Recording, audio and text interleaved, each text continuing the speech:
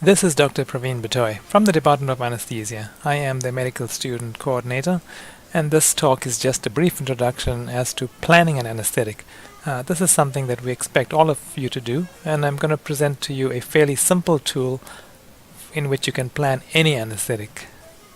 This tool may be regarded as old-fashioned and may be spoken to you by the other consultants, but certainly a very useful tool to use to plan an anesthetic. I'm going to introduce the concept of the Triad of Anesthesia. So I'm going to draw an equilateral triangle. On the first point, I'm going to label it either anesthesia or sleep or sedation. On the second point, I'm going to call this analgesia. And in the third point, I'm going to label this as a non-moving patient, and I will explain this further.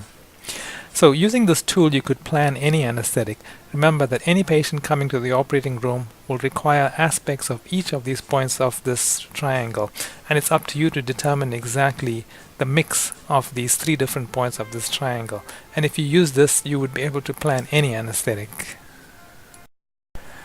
So remember, we have labeled the top of the triangle as anesthesia, sleep, or sedation, and this would include a general anesthetic if required, or sedation if the patient is getting a block, or perhaps even nothing if you feel this patient is calm.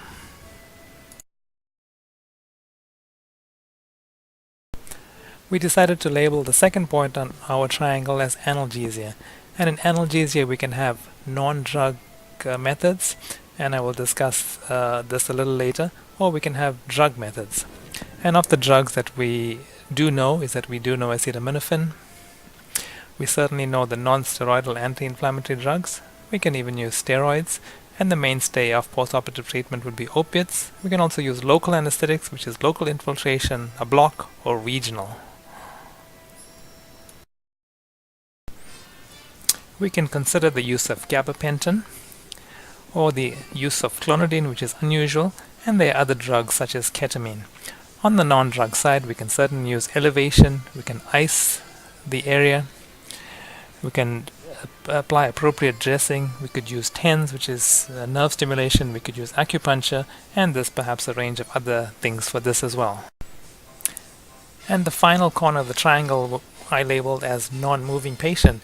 Clearly, for any surgery to take place, we do not want a patient moving.